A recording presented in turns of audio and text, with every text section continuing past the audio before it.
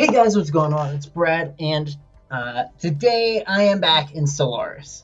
Now, I'm not going to actually be playing too much.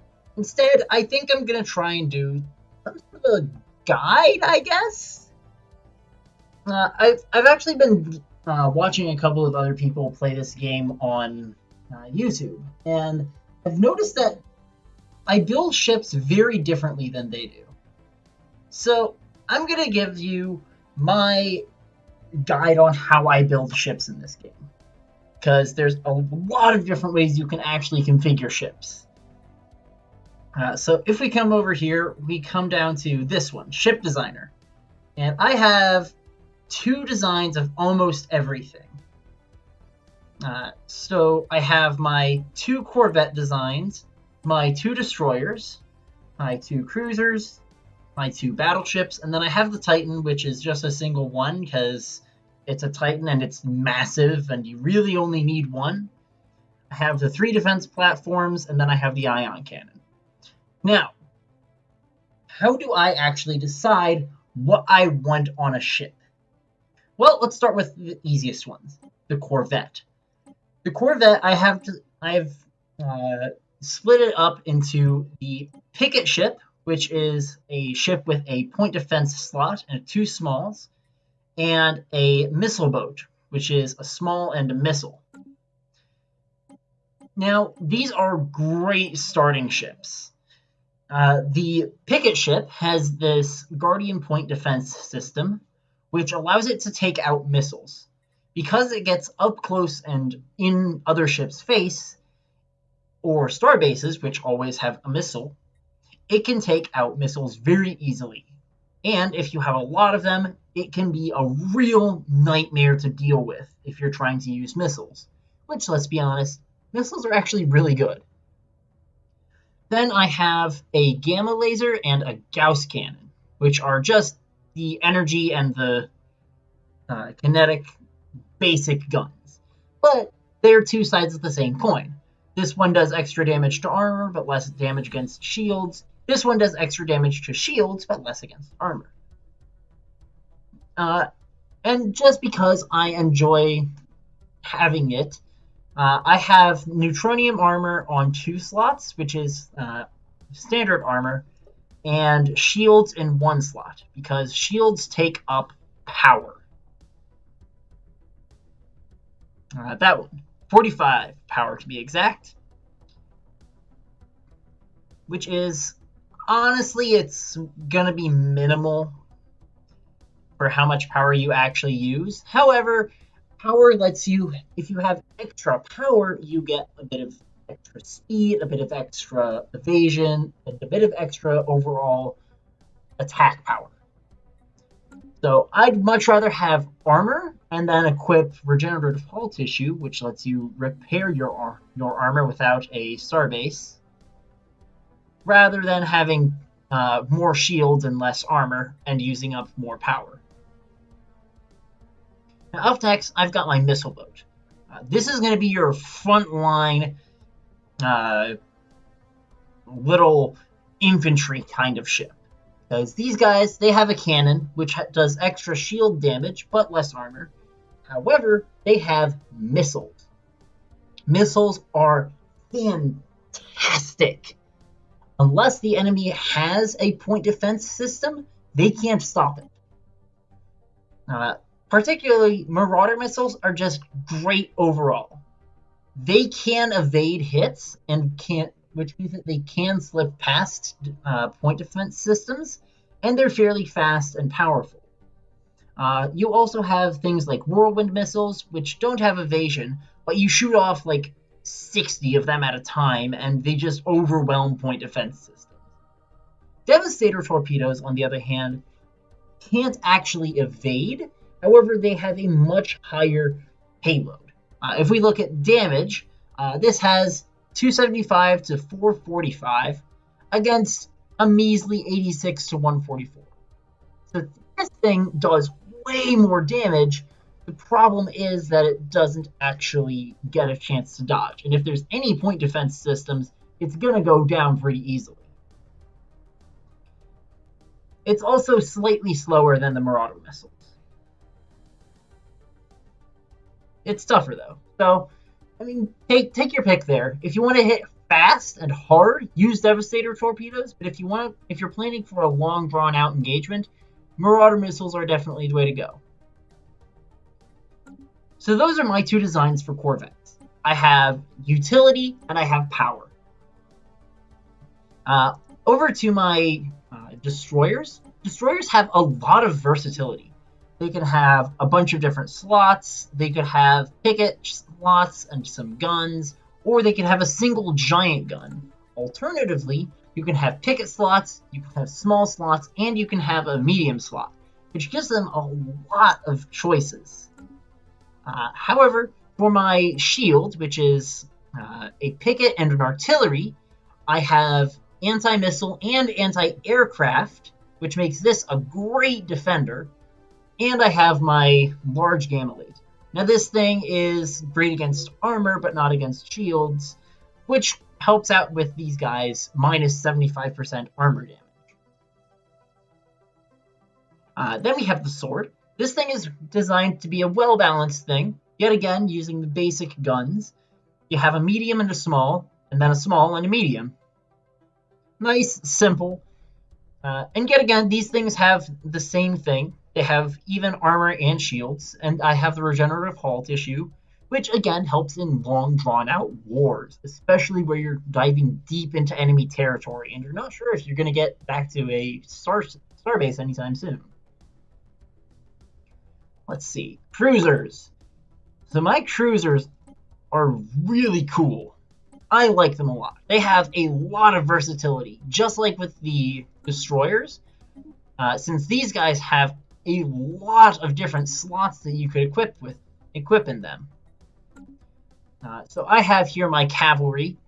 This guy has more armor and shields than a destroyer. However, they're only medium slots, so it's not too much more. So with my cavalry, I wanted a missile, which will help punch through any point defense systems before my strike craft gets a chance to attack. Now, strike craft is really deadly. It is very fast, and it is almost impossible to counter unless you have something like a flak artillery or I don't know. There used to be scout craft, but I don't think there are anymore because they just weren't used. They're very dangerous and can rip through armor, since these guys, like missiles, completely ignore shields. However, this guy also has Stormfire autocannons, which are a very fast-firing tiny gun. And it has disruptors in case anything gets too close, which will help rip through any hull, which is what you need to take out to destroy a ship. Next up, let's see, crossbow. So this is basically just an upgraded version of the sword. It also has a bigger gun on the front of it too, using the same kind of basic guns, slightly beefed up, obviously, but the same principle. We scroll down a bit further, and now we get to the battleships. Now, the battleships are really cool and really powerful. So, let's start with this one. We have the Command battleship. This guy has a carrier core, which has 2 advanced strike craft. This helps me penetrate through enemy shields. I have some point defense systems to keep any enemy craft or missiles away from me. Again, I have Stormfire autocannons to keep things that get close from actually doing too much to me. And I have Cloud Lightning, which is a really weird thing. It completely ignores armor and shields, meaning that it could completely annihilate smaller ships in one shot. Then I've got my basic guns, because those are really cool. They're powerful. There's no downsides to them. I got a couple of plasma cannons, which are great against hull and armor, but not against shields. And of course, disruptors are always fun. Now on these guys, both my cruisers and my battleships, I have advanced afterburners. This helps my ships go even faster and dodge enemy fire. Let's see here. Is that all I wanted to talk about with these guys? Yeah, it's all about the command ship.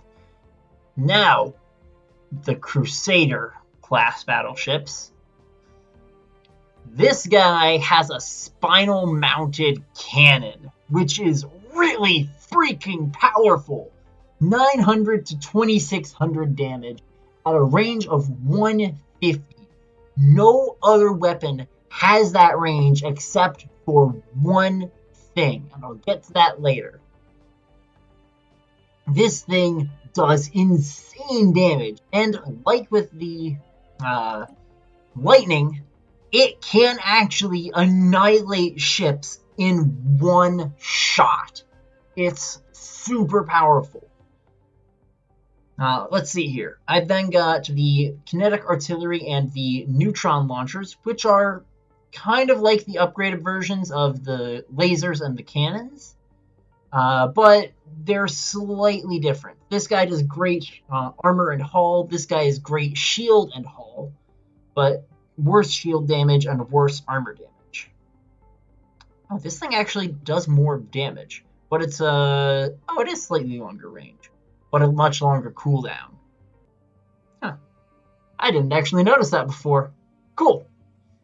Now, lastly, we have a very special ship, and I believe that this is part of one of my 2 expansion packs. I believe that it's part of the Apocalypse pack. I'll have to double check. I'll put it on screen right now. This is the one that it's from. It's one of my 2. I don't know which one.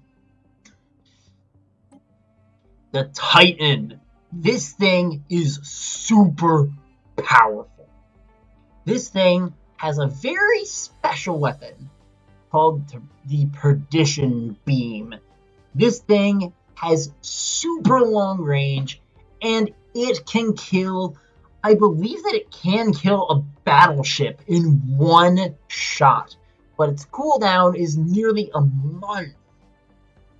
It also only has large slots, so you can equip a lot of really powerful weapons to this thing.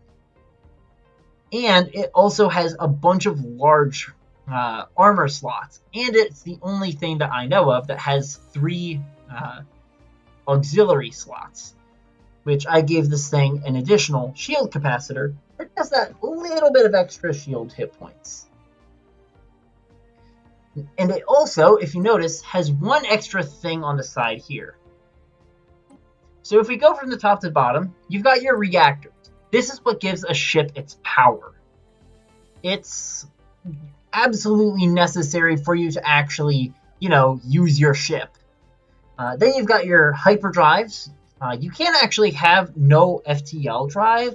However, I don't know why you wouldn't, because then your ship is basically pointless.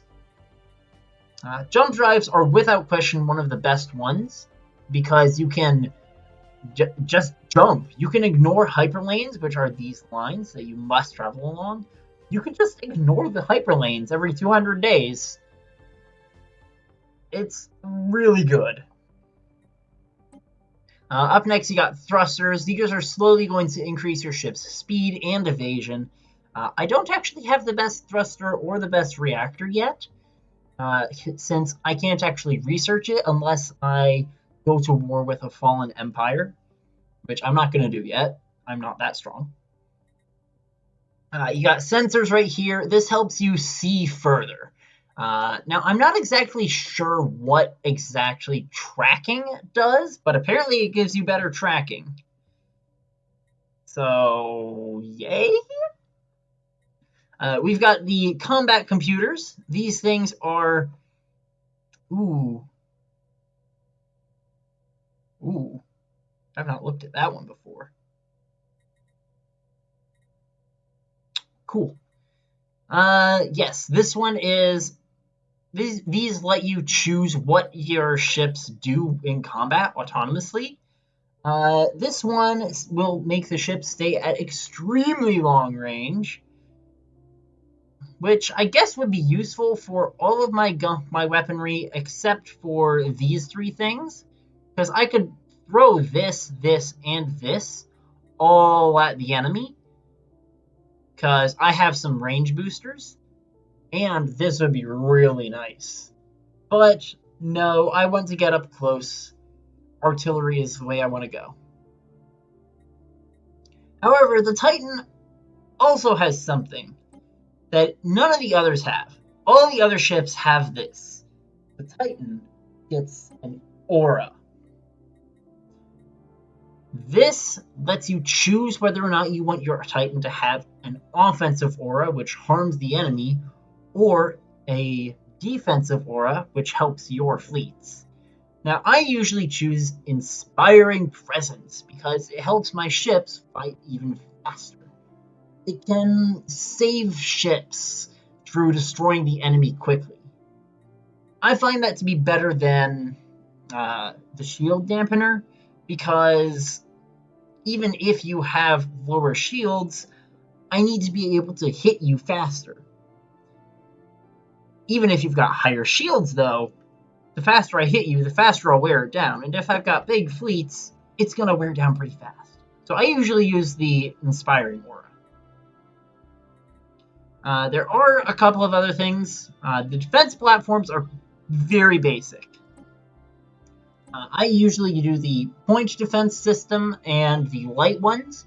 These will help at short range to keep missiles and fighters from attacking my starbase.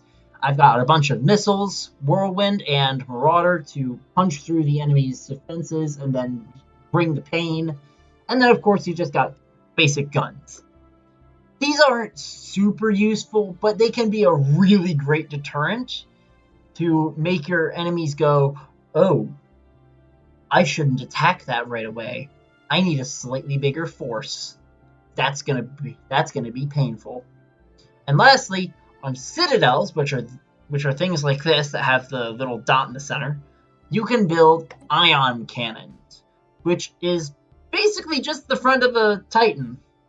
They also get a giant beam. It's really powerful, and it will kill anything, but again, it has a 1 month cooldown.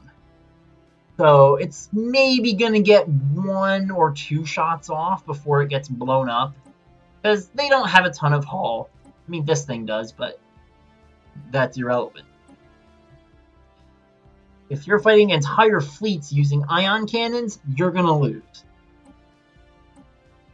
So what do you take away from all of this? Well, let's see here. I have a utility ship, an attack ship, a utility and an attack, a utility and an attack. I have a utility and I have an attack. You need to have a good offense and a good defense. Your utility ships keep your big ships alive, and your big ships keep your utility ships alive. You can't win a war by just mass producing one ship. I mean, theoretically, if I threw enough of these little guys at, I don't know, a giant fortress that could shoot lasers across the galaxy, I'd eventually win, maybe. But that's not the wise thing to do. It's not the smart thing to do. Instead, you want to have versatility among your fleets. And so, whenever I build a fleet, I have 10 archers, which are my frontline fighters. I have 10 of these guys, 10 of these, 10 of these, 5, 5, 5, 5, and 1 Titan to top it all off. I have a good sword, and I have a good shield. I have a good shield, a good sword, a good shield, a good sword, a good shield, a good sword, and I have the Titan.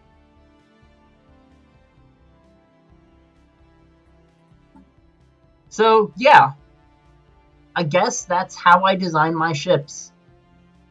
I hope you guys learned something. You learned maybe how to better optimize your fleets. And if you did, let me know. I think I might do a couple more of these kinds of random guides on things that I've found to be effective. So, yeah. If you enjoyed, let me know. Like, subscribe, and I will see you guys next time. Later. I love this thing.